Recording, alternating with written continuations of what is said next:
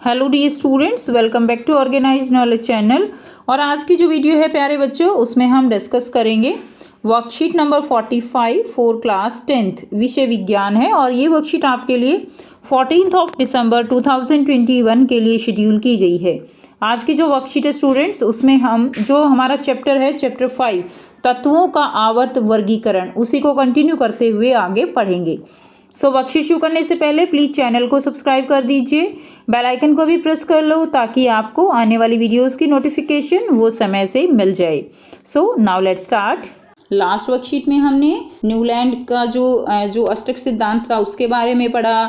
ठीक है, हमने डॉबेराइनर त्रिक के बारे में पढ़ा। अब हम क्या पढ़ेंगे? हम पढ़ेंगे तत्वों का आवर्त वर्गीकरण। किसकी सारणी पढ़ेंगे?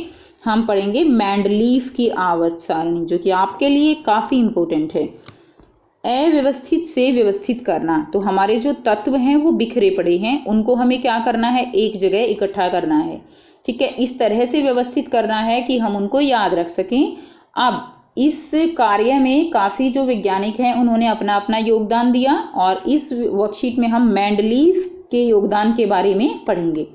न्यूलैंड्स के अष्टक सिद्धांत के अस्वीकार होने के बाद भी कई वैज्ञानिकों ने ऐसे कई प्रतिरूपों की खोज जारी रखी जिसमें तत्वों के गुण धर्मों का उनके परमाणु द्रव्यमान के साथ संबंध स्थापित हो सके।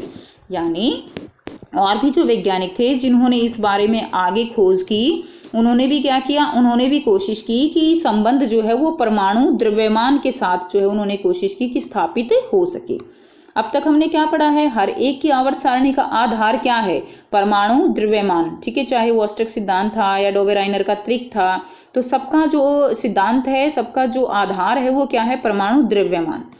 तत्वों के वर्गीकरण का मुख्य श्रेय रूसी रसायनज्ञ दिमित्री इवानोविच मेंडलीफ को जाता है। तो सबसे ज्यादा श्रेय किसको जाता है? दिमित्री इवानोविच, जो ये साइंटिस्ट हैं, वैज्ञानिक हैं, इनको जाता है। इनको क्यों जाता है तो अभी हम पढ़ेंगे। इन्होंने ऐसा जो है कैसे व्यवस्थित किया कि सारा श्रेय जो है इनको जा रहा है। तत्व की आवर्त सारणी के प्रारंभिक विकास में उनका योगदान रहा, यानी प्रारंभिक विकास जो हुआ सारणी का, उसमें ज्यादा योगदान इन्हीं का था, इसीलिए श्रेय इनको दिया जा रहा है। उन्होंने अपनी सारणी में तत्वों को उनके मूल गुणधर्म, परमाणु द्रव्यमान तथा रासायनिक गुणधर्मों में समानता के आधार पर व्यवस्थित किया। तो उन्होंने अपनी सारणी में क्या किया? तत्वों को उनके मूल जो गुण है, मूल गुण धर्म है, ठीक है, परमाणु द्रव्यमान और उनके जो रासायनिक गुण धर्म है, उनकी समानता के आधार पर व्यवस्थित किया। तो उनकी जो आधार है सारणी का, वो क्या हो गया बेटा?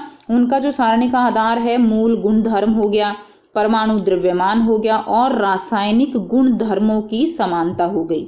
ये उनका मेन आधार रहा उनकी सारणी का। अब आवर्त सारणी के जन्मदाता जो हैं वो है मेंडलीफ। का जन्म कब हुआ? 8 फरवरी 1834 में कि रूस केप्सिचमी साइबेरिया के टोबोल्स्क स्थान में हुआ था। ठीक है, उनके द्वारा प्रस्तावित तत्वों की व्यवस्था को मेंडलीफ की आवर्त सारणी कहा जाता है।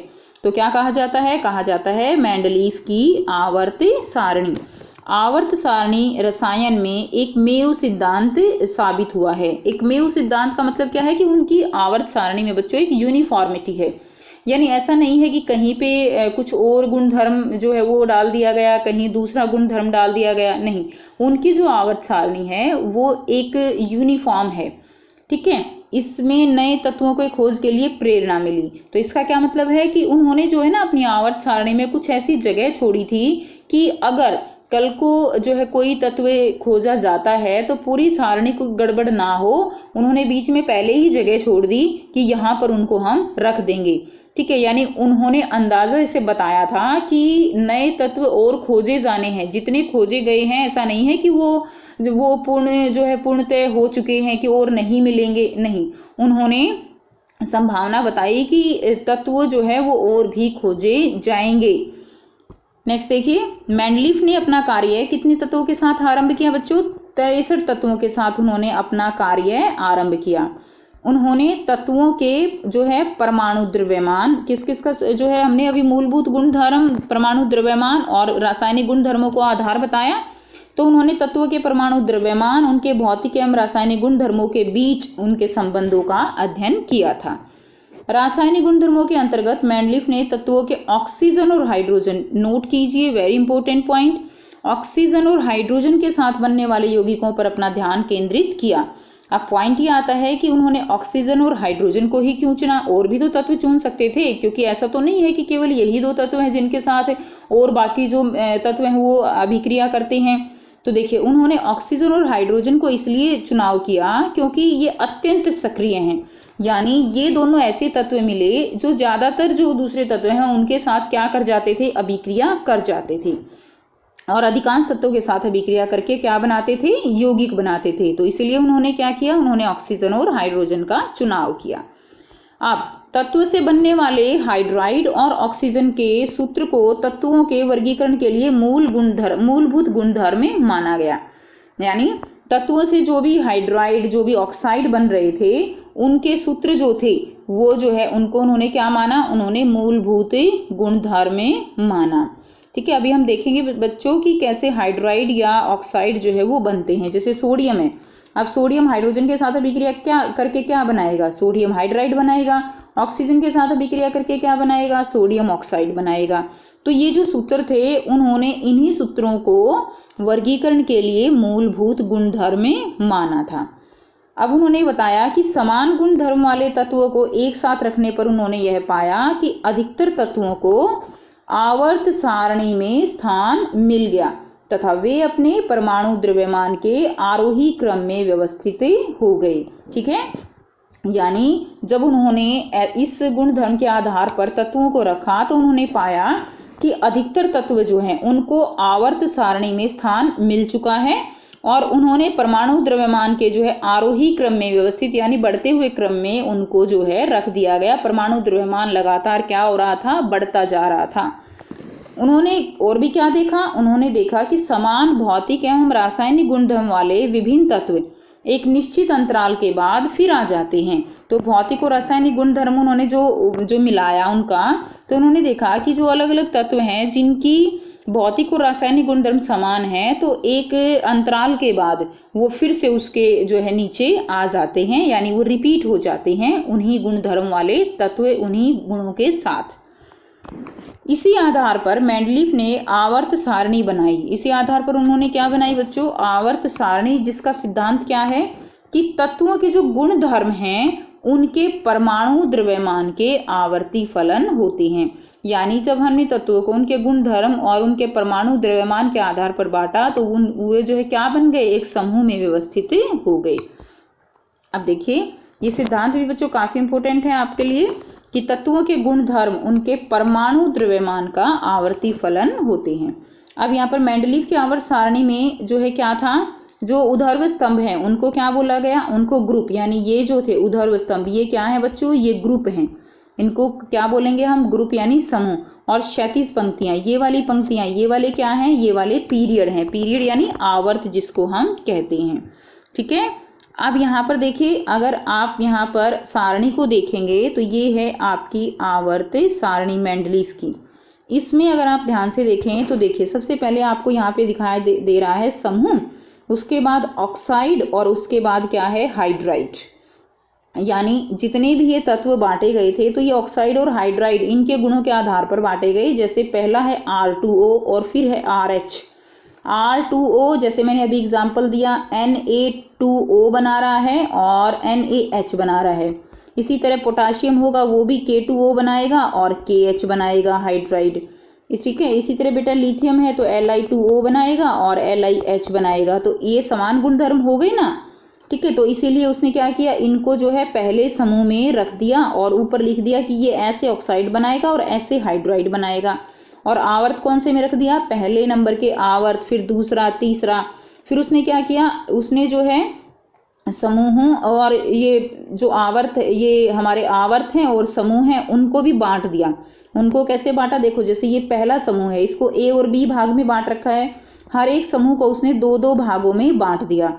इसी तरह 3 आवर्त पूरे होने के बाद चौथे आवर्त को भी 2 श्रेणी में बांट दिया, प्रथम श्रेणी, द्वितीय श्रेणी, फिर प्रथम श्रेणी, द्वितीय श्रेणी। ऐसे उसने जो है आवर्त को भी बांट दिया और समूहों को भी बांट दिया। उपभाग कह सकते हो यहाँ पे कि उन्होंने क्या बनाया, यहाँ पे उपभाग बनाए।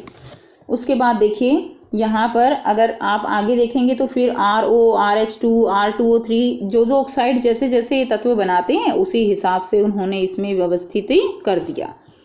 अब यहाँ पर बच्चों आपके लिए कुछ क्वेश्चंस दिए गए हैं, तो ये क्वेश्चंस आपको सॉल्व करने हैं।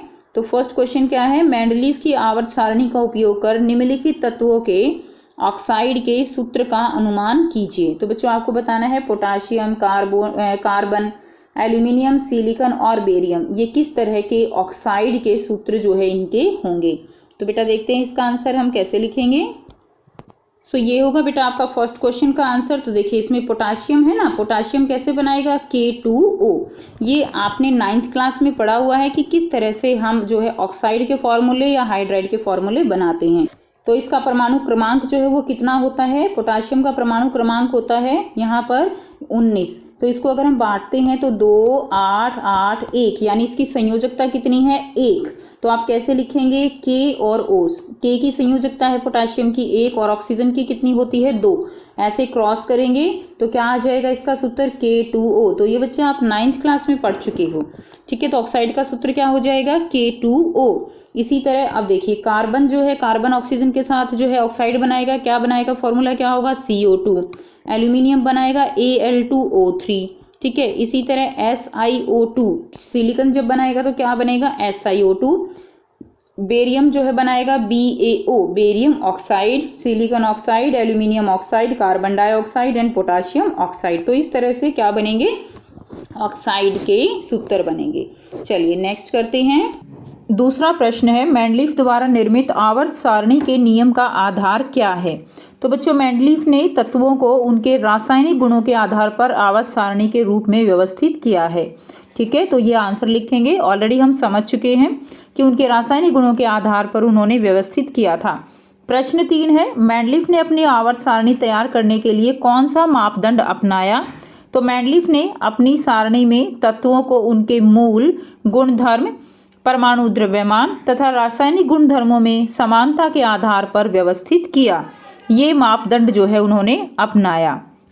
नेक्स्ट देखिए प्रश्न 4 है, मेंडलीव ने तत्वों के ऑक्सीजन एवं हाइड्रोजन के साथ बनने वाले यौगिकों पर अपना ध्यान केंद्रित क्यों किया। तो उन्होंने ऑक्सीजन एवं हाइड्रोजन को इसलिए चुनाव किया क्योंकि वे अत्यंत सक्रिय हैं, ठीक है, तथा अधिकांश तत्वों के साथ यौगिक बनाते हैं। इसी आधार पर मेंडलीव ने आवर्त सारणी बनाई, क्योंकि वे अत्यधिक सक्रिय होते हैं और अधिकांश तत्वों के साथ क्या बनाते हैं, यौगिक बनाते हैं।